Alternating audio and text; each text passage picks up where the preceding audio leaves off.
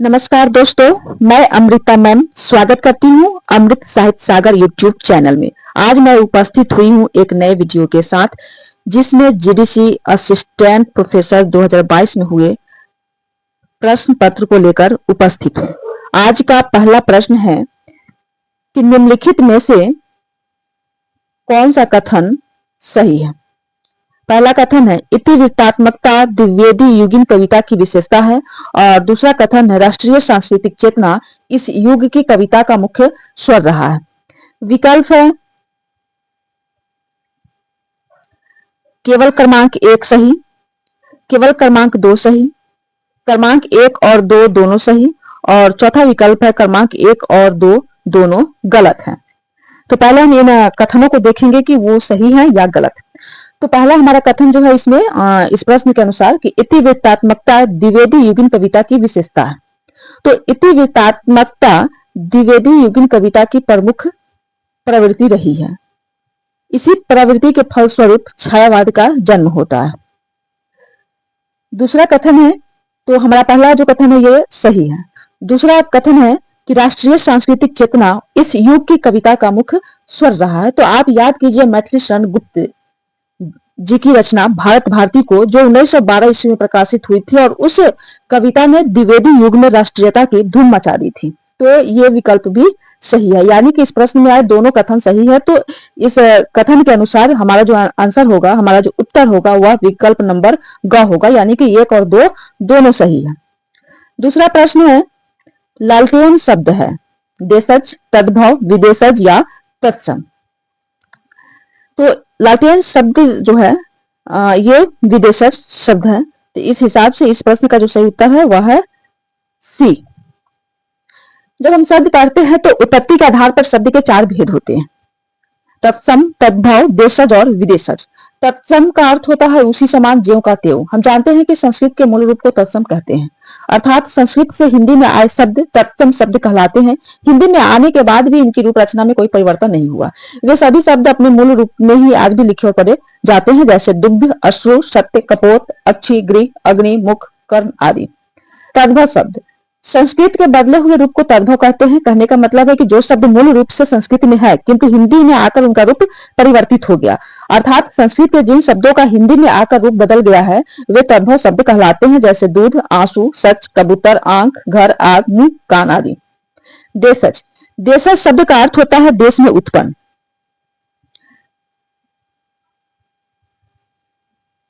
यानी कि स्थानीय या देसी बोलियों से हिंदी में आए शब्द देशज कहलाते हैं, जैसे पगड़ी, जूता, लोटा, डिबिया, खिचड़ी, तमाचा, लोक, खटपट आदि। विदेशज शब्द विदेशी भाषाओं से हिंदी में आए शब्द विदेशज कहलाते हैं।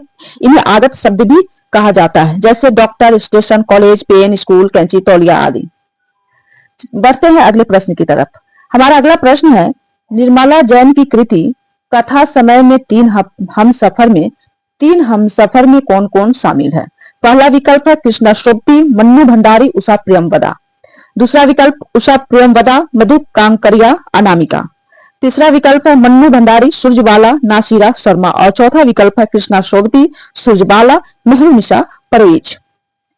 तो इस प्रश्न का जो सही उत्तर है वह है विकल्प नंबर क, यानी कि निर्मला जैन की कृति कथा समय में जो 3 हमसफर है वो है कृष्णा शोभती, मन्नू भंडारी और उषा प्रियमवदा। ये चारों निर्मला जैन और कृष्णा शोभती, मन्नू भंडारी और उषा प्रियमवदा, इन चारों की गहरी मित्रता थी। इतनी गहरी थी कि ये चारों अपने जीवन के सुख दुख, निजी अनुभव सबको एक दूसरे से शेयर किया है, अपने सुख दुख को बांटा है। अगला प्रश्न है हिंदी काव्यधारा के संग्रहकर्ता साहित्यकार का नाम क्या है। विकल्प में है महामहोपाध्याय हरप्रसाद शास्त्री, महापंडित राहुल सांस्कृत्यायन, डॉक्टर शहीदुल्लाह और चौथा विकल्प है डॉक्टर प्रबोध चंद्र बागची। तो इस प्रश्न का जो सही उत्तर है वह है विकल्प नंबर ख, महापंडित राहुल सांकृत्यायन। हिंदी काव्यधारा का प्रकाशन 1945 ईस्वी में हुआ था। यह एक महत्वपूर्ण काव्य संग्रह है। इसमें अपभ्रंश काव्यों का संकलन किया गया है। अगला प्रश्न है ऋजल धन जल किस विधा की रचना है। इसके लेखक है फणीश्वरनाथ रेणु। इस प्रश्न का विकल्प है उपन्यास, रिपोर्टाज, संस्मरण और डायरी। तो रिजई धांजल किस विधा की रचना है? तो यह रिपोर्टाज है। इस प्रश्न का सही उत्तर है ख। यह रिपोर्टाज विधा की रचना है। इस रचना का प्रकाशन 1977 ईस्वी में किया गया था। इसके दो भाग हैं। पहले भाग का नाम है बाढ़ 1975 और दूसरे भाग का नाम है सूखा 1966। इसमें बिहार के सूखे के बारे में वर्णन किया गया है और पटना के बाढ़ का वर्णन है। बाढ़ 1975 को कई भागों में विभाजित किया गया है, जिसका पहला भाग है कुत्ते की आवाज, जो बोले सो निहाल, पंछी की लाश, चौथा है कलाकारों की रिलीफ पार्टी और पांचवा है मानुष बने रहो। सूखा 1966 को 6 भागों में विभाजित किया गया है। पहले भाग का नाम है भूमि दर्शन की भूमिका 1, दूसरे भाग का नाम है भूमि दर्शन की भूमिका 2, इसी तरह तीसरे, चौथे, पांचवे और छठे भाग का भी नाम है भूमि दर्शन की भूमिका 6 या 6 यानी 6। अगला प्रश्न है, यह भी कोई देश है महाराज। अगला प्रश्न है हमारा कि यह भी कोई देश है महाराज किस विधा की रचना है? विकल्प में है यात्रा साहित्य, संस्मरण, रिपोर्टाज और डायरी। तो यह जो रचना है यह यात्रा साहित्य है। तो इस प्रश्न का जो सही उत्तर है वह है क, विकल्प नंबर क। इस रचना के इस यात्रा साहित्य के रचनाकार है अनिल यादव।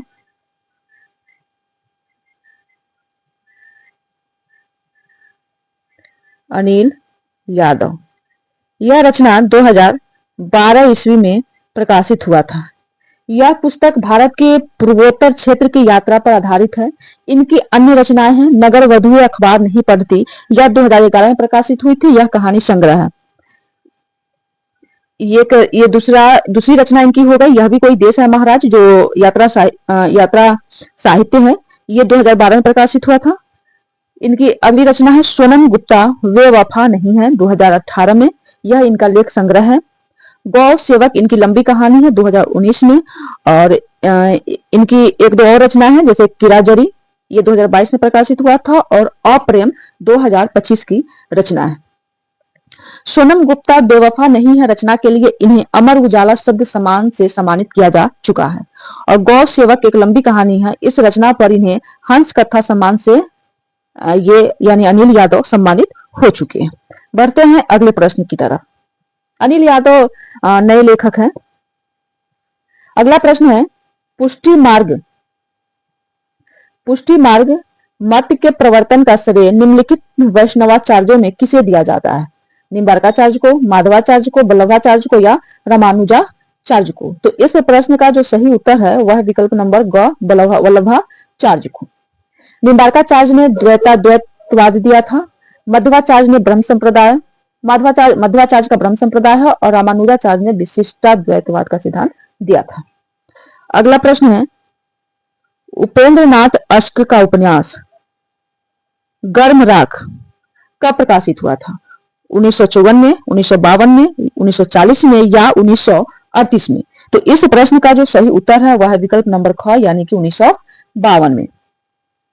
इसके अलावा अश्क जी के कई सारे उपन्यास हैं जैसे सितारों के खेल 1940 में, बड़ी बड़ी आंखें 1945 में, गिरती दीवार 1947 में, गर्म राख तो हम लोग पढ़ ही लिए कि इसका प्रकाशन 1952 में हुआ था, पत्थर अलपत्थर 1957 में, शहर में घूमता आईना 1963 में, एक नन्ही किंदिल 1969 में। अगला प्रश्न है सियाराम शरण गुप्त की रचना आत्मोत्सर्ग में किसके बलिदान की गाथा अंकित की गई है? राम प्रसाद बिस्मिल, चंद्रशेखर आजाद, भगत सिंह या गणेश शंकर विद्यार्थी? तो इस रचना में गणेश शंकर विद्यार्थी के बलिदान की गाथा अंकित की गई है, इसलिए इस प्रश्न का सही उत्तर है घ। अगला प्रश्न है कि लोक साहित्य जनता का वह साहित्य है जो जनता के द्वारा जनता के लिए लिखा गया हो। लोक साहित्य की यह परिभाषा किस विद्वान ने दी है? विकल्प में है कृष्णदेव उपाध्याय, झवेरचंद मेघाड़ी, वासुदेव शरण अग्रवाल और देवेंद्र सत्यार्थी। तो इस प्रश्न का जो सही उत्तर है वह है कृष्णदेव उपाध्याय। अगला प्रश्न है मधुमालती। मधुमालती किसकी रचना है? जायसी की, मंझन की, कुतुबन की या नंददास का? तो इस प्रश्न का जो सही उत्तर है वह है मंझन। मधुमालती के रचनाकार है मंझन। मधुमालती 1945 ईस्वी में लिखी गई रचना है। यह एक सूफी प्रेमाख्यानक काव्य रचना है। इसमें कनकगिरी नगर के राजकुमार जो इस रचना के नायक हैं मनोहर एवं महारस नगर नरेश विक्रम राय की पुत्री मधुमालती का प्रेम वर्णन है। जायसी की रचना है पद्मावत जो 1540 ईस्वी में प्रकाशित हुआ था। इस रचना में राजा रत्नसेन पद्मावती की प्रेम कहानी लिखी गई है। हमारे अगले लेखक है कुतुबन। इन्होंने मृगावती लिखा था 1503 ईस्वी में। यह भी एक प्रेमाख्यानक काव्य ग्रंथ है। इस रचना में चंद्रनगर के राजा गणपति देव के राजकुमार एवं कंचनपुर के राजा रूप मुरारी की पुत्री मृगावती के प्रेम का वर्णन किया गया है। नंददास की बहुत सारी रचना है जैसे रास पंचाध्यायी, रूपमंजरी, नाम मंजरी, सिद्धांत पंचाध्यायी, श्याम सगाई, भंवर गीत, सुदामा चरित्र आदि इनकी रचनाएं। अगला प्रश्न है चतुर्सेन शास्त्री की यादों की परछाइयां किस कथेतर गद्य विधा के अंतर्गत आती है? डायरी, यात्रा वृत्तांत, आत्मकथा या जीवनी? तो यादों की परछाइयां जो है यह चतुर्सेन शास्त्री जी का आत्मकथा है। यादों की परछाइयां ये 1956 ईस्वी में प्रकाशित हुआ था। यादों की परछाइयां में इन्होंने राम को ईश्वर के रूप में न मानकर एक मानव के रूप में बताया है। अगला प्रश्न है ब्रह्म समाज की स्थापना किसने की थी? अगला प्रश्न है कि ब्रह्म समाज की स्थापना किसने की थी? रामकृष्ण परमहंस ने, स्वामी दयानंद सरस्वती ने, राजा राम मोहन राय ने या महादेव गोविंद राणा डे ने? तो इस प्रश्न का जो सही उत्तर है वह है विकल्प नंबर ग, राजा राम मोहन राय। ब्रह्म समाज की स्थापना 1828 ईस्वी में किया गया था कलकत्ता में। इस समाज की स्थापना का मुख्य उद्देश्य था हिंदू समाज में प्रचलित कुरीतियों जैसे सती प्रथा, बाल विवाह, जातिवाद आदि को समाप्त करना। रामकृष्ण परमहंस ने रामकृष्ण मिशन की स्थापना की थी 1897 में। स्वामी दयानंद सरस्वती ने आर्य समाज की स्थापना की थी 1875 में और महादेव गोविंद रानाडे ने 1867 ईस्वी में प्रार्थना समाज की स्थापना की थी। बढ़ते हैं अगले प्रश्न की तरफ। जिहाद कहानी के लेखक हैं।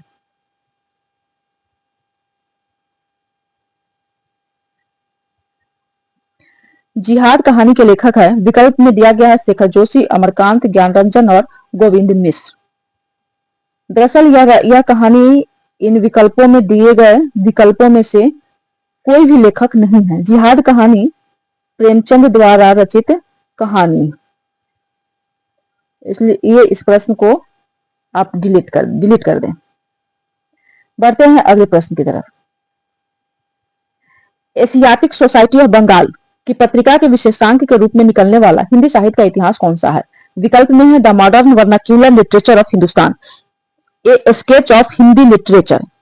अगला विकल्प है ए हिस्ट्री ऑफ हिंदी लिटरेचर और अगला विकल्प है चौथा विकल्प है हिंदी साहित्य का इतिहास। तो एशियाटिक सोसाइटी ऑफ बंगाल की पत्रिका के विशेषांक के रूप में निकलने वाला हिंदी साहित्य का इतिहास ग्रंथ है the modern vernacular literature of Hindustan. यह इतिहास ग्रंथ डॉक्टर ग्रियर्सन ने लिखा था 1888 ईस्वी में। ये स्केच ऑफ हिंदी लिटरेचर इस इतिहास ग्रंथ के इतिहासकार है एडविन ग्रिप्स। 1917 ईस्वी में इस इतिहास ग्रंथ को उन्होंने लिखा था। ये हिस्ट्री ऑफ हिंदी लिटरेचर ये 1920 ईस्वी में FEK ने लिखा था और हिंदी साहित्य का इतिहास 1929 ईस्वी में आचार्य रामचंद्र शुक्ल ने लिखा था। अगला प्रश्न है डायरी के नीरस पृष्ठ किसकी कहानी है? विकल्प में है भैरव प्रसाद गुप्त, इलाचंद्र जोशी, विष्णु प्रभाकर और गजानन माधव मुक्ति बोध। तो इस प्रश्न का जो सही उत्तर है वह है विकल्प नंबर ख यानी कि इलाचंद्र जोशी। लीलाचंद्र जोशी की अन्य कहानियां हैं जैसे धूपरेखा, दिवाली और होली, रोमांटिक छाया, आहुति, खंडहर की आत्माएं, डायरी के नीरस पृष्ठ, कटीले फूल, लजीले कांटे आदि। अगला प्रश्न है, उपनिवेश में स्त्री। उपनिवेश में स्त्री की लेखिका है, विकल्प में है प्रभा खेतान, नासिरा शर्मा, क्षमा शर्मा और ममता कालिया। तो इस प्रश्न का जो सही उत्तर है वह है विकल्प नंबर क, प्रभा खेतान। प्रभा खेतान हिंदी की जानी मानी लेखिका है। इनके उपन्यास है आओ पेपे घर चले, तालाबंदी 1991 में, अग्निशंभवा 1992 में, एक्स छिन्नमस्ता 1993 में, पीली आंधी 1996 में, अपने अपने चेहरे 1994 में, स्त्री पक्ष 1999 में। इनके द्वारा रचित कहानी है भूकंप। इनकी आत्मकथा है अन्या से अनन्या, जो काफी साहित्य जगत में काफी प्रसिद्ध है। इनके चिंतन परक लेख हैं उपनिवेश में स्त्री, भूमंडलीकरण के स्त्री प्रश्न, सार्त्र का अस्तित्ववाद, शब्दों का मसीहा सार्त्र, वह पहला आदमी। इन्होंने अनुवाद भी किए हैं, जैसे सिमोन द बोवार की रचना द सेकेंड सेक्स का अनुवाद इन्होंने किया है स्त्री उपेक्षिता के नाम से, और एक और इन्होंने अनुवाद किया है सांकलों में कैद क्षितिज। अगला प्रश्न है, आचार्य रामचंद्र शुक्ल ने रीति काव्य का आरंभ किस कवि से माना है? विकल्प में है केशवदास, बिहारी लाल, चिंतामणि त्रिपाठी और मतीराम। तो इस प्रश्न का जो सही उत्तर है वह है विकल्प नंबर ग, यानी चिंतामणि त्रिपाठी। वैसे तो रीति काव्य का प्रवर्तक केशवदास माने जाते हैं, केशवदास ही है, लेकिन आचार्य रामचंद्र शुक्ल ने रीति काव्य का आरंभ चिंतामणि त्रिपाठी से ही मानते हैं। हमारा अगला प्रश्न है, दैनिक पत्रिका आज के प्रथम प्रधान संपादक इनमें से कौन है? विकल्प में है बाबूराव विष्णु प्रारकर, श्री प्रकाश, श्रीकांत ठाकुर और विद्या भास्कर। तो इस प्रश्न का जो सही उत्तर है वह है विकल्प नंबर ख, यानी श्री प्रकाश। दैनिक पत्रिका आज कानपुर से प्रकाशित होती थी। इसके संस्थापक थे शिव प्रसाद गुप्त। इन्होंने 5 सितंबर 1920 को दैनिक पत्रिका आज की स्थापना की। इसके प्रथम प्रधान संपादक हैं श्री प्रकाश और बाद में बाबूराव विष्णु प्रारकर आए। अगला प्रश्न हमारा, आचार्य हजारी प्रसाद द्विवेदी द्वारा लिखित उपन्यास है निर्वासित, पुनर्नवा, बुधवा की बेटी या निरुपमा। तो इस प्रश्न का जो सही उत्तर है वह है पुनर्नवा। हजारी प्रसाद द्विवेदी ने कई सारे उपन्यास लिखे हैं, जिसमें वान भट्ट की आत्मकथा 1946 में, चारु चंद्रलेख 1963 में, पुनर्नवा जो हमारे प्रश्न में भी है 1973 ईस्वी में, और अनाम दास का पोथा 1976 ईस्वी में। अगला प्रश्न है, निराला की साहित्य साधना। निराला की साहित्य साधना के लेखक हैं, विकल्प में है रामविलास शर्मा, दूधनाथ सिंह, राहुल सांस्कृत्यायन या अमृत राय। तो निराला की साहित्य साधना के लेखक है रामविलास शर्मा। निराला की साहित्य साधना यह एक आलोचनात्मक ग्रंथ है। इसके 3 भाग हैं। प्रथम भाग का प्रकाशन 1969 ईस्वी में, दूसरे भाग का प्रकाशन 1972 में और तीसरे भाग का प्रकाशन 1976 ईस्वी में हुआ है। और इसी आलोचनात्मक ग्रंथ पर रामविलास शर्मा को साहित्य अकादमी पुरस्कार भी प्राप्त है। रामविलास शर्मा की अन्य आलोचनात्मक कृति है, जैसे प्रगति और परंपरा 1949 में, भारतेंदु युग 1943 में, प्रेमचंद और उनका युग 1952 में और निराला 1946 में। अगला प्रश्न है, जयचंद प्रकाश के रचनाकार हैं। विकल्प में है जगनीक, भटकेदार, श्रीधर या नरपति नाल। तो जयचंद प्रकाश के रचनाकार है भटकेदार, यानी विकल्प नंबर ख। जगनी की रचना है परमाल रासो, श्रीधर की रचना है रनमल छंद और नरपति नाल की रचना है विशलदेव रासो। अगला प्रश्न है, संलक्ष्य क्रम व्यंग भारतीय काव्यशास्त्र किस संप्रदाय का भेद है? विकल्प में है वाक्रोक्ति, ध्वनि, अलंकार और रस। तो इस प्रश्न का जो सही उत्तर है वह है ध्वनि। भारतीय काव्य शास्त्र में 6 संप्रदाय हैं, जिसमें से 4 संप्रदाय यहाँ पे दिए गए हैं, वक्रोक्ति संप्रदाय, ध्वनि संप्रदाय, अलंकार संप्रदाय, रस संप्रदाय और इसके अलावा 2 और संप्रदाय हैं, औचित्य संप्रदाय और रीति संप्रदाय। तो औचित्य संप्रदाय के प्रवर्तक हैं क्षेमेंद्र, रीति संप्रदाय के प्रवर्तक हैं वामन, वक्रोक्ति संप्रदाय के प्रवर्तक हैं कुंतक, ध्वनि संप्रदाय के प्रवर्तक आनंदवर्धन, अलंकार संप्रदाय के प्रवर्तक है भामा और रस संप्रदाय के प्रवर्तक है भरत मुनि। बढ़ते हैं अगले प्रश्न की तरफ। साहित्य लोचन के लेखक हैं। विकल्प में है नामवर सिंह, श्याम सुंदर दास, महावीर प्रसाद द्विवेदी और गुलाब राय। तो इसमें प्रश्न का जो सही उत्तर है वह है विकल्प नंबर ख, श्याम सुंदर दास। श्याम सुंदर दास ने 1922 ईस्वी में साहित्यालोचना नामक आलोचनात्मक ग्रंथ लिखा था। इनके अन्य आलोचनात्मक ग्रंथ है जैसे हिंदी कवित रत्नमाला, यह 2 भागों में है, साहित्यालोचन जो हमारे प्रश्न में भी है। इसके अलावा है भाषा विज्ञान, हिंदी भाषा और साहित्य, रूपक रहस्य, मेरी आत्मकहानी, कवि ग्रंथावली, साहित्यिक लेख आदि। बढ़ते हैं अगले प्रश्न की तरफ। रसवंत कवितन को रस ज्यों अखरान के ऊपर हवै छलके, उपरयुक्त पंक्ति किस कवि द्वारा रचित है? विकल्प में है केशवदास, कुलपति मिश्र, मतीराम और चिंतामणि। तो इस प्रश्न का जो सही उत्तर है वह है विकल्प नंबर ख, यानी कि कुलपति मिश्र। अगले प्रश्न की तरफ बढ़ते हैं। हमारा अगला प्रश्न है, यह शाम पराजय की, भय की, संशय की, भर गए तिमिर से ये सुने गलियारे, जिनमें बूढ़ा झूठा भविष्य याचक सा है भटक रहा, टुकड़े को हाथ पसारे, ये पंक्तियां किस रचना से ली गई है? विकल्प में है संशय की एक रात, अंधेरे में, अंधा युग और हम विस्मय जन्म के। तो इस प्रश्न का जो सही उत्तर है वह है विकल्प नंबर ग, यानी कि अंधा युग। अंधा युग का प्रकाशन 1954 ईस्वी में धर्मवीर भारती ने किया था। यह एक काव्य नाटक है। इसमें 5 अंक है। पहला अंक है कौरव नगरी, दूसरा अंक पशु का उदय और तीसरा अंक है अश्वत्थामा का अर्ध सत्य। इसके बाद एक अंतराल है जो पंख पहिया और पटिया के नाम से उसमें संकलित शीर्षक से संकलित है। चौथा अंक है गंधारी का साप और 5वां अंक है विजय एक क्रमिक आत्महत्या और इसके बाद भी एक है समापन जिसका शीर्षक है प्रभु की मृत्यु। यह काव्य नाटक महाभारत के युद्ध के बाद की घटनाओं पर आधारित है। हमारा अगला प्रश्न है, पंडित श्रद्धाराम फुलौरी के उपन्यास भाग्यवती का रचनाकाल क्या है? विकल्प में 1886 ईस्वी, 1892 ईस्वी, 1877 ईस्वी या 1900 ईस्वी। तो भाग्यवती का प्रकाशन 1877 ईस्वी। इस रचना को भाग्यवती को प्रेमचंद, गणपति चंद्र गुप्त एवं विजय शंकर मल ने हिंदी का प्रथम उपन्यास माना है। हमारा अगला प्रश्न है, ज्यों तिरिया पिहर बसे सूरत रहे पीऊ माही, ऐसे जन जग में रहे गुरु को भूले नाही। उपयुक्त पंक्तियां किनकी है? सुंदरदास का, कबीरदास का, सहजोबाई या रैदास। तो इस प्रश्न का जो सही उत्तर है जो विकल्प नंबर ख, कबीरदास। हमारा अगला प्रश्न है, निम्नलिखित में से असत्य कथन कौन सा है? क में है द्वंद्वात्मक भौतिकवाद मार्क्सवाद का दार्शनिक दृष्टिकोण है। दूसरा विकल्प है मार्क्सवाद के अनुसार समीक्षा के लिए कृति ही विचारणीय है।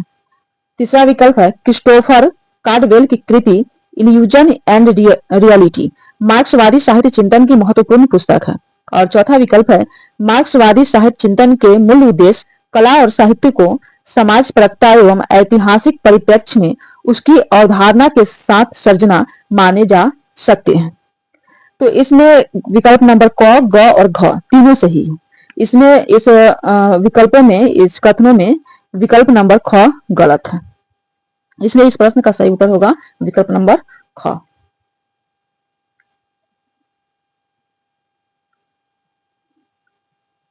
आज का हमारा यह अंतिम प्रश्न है,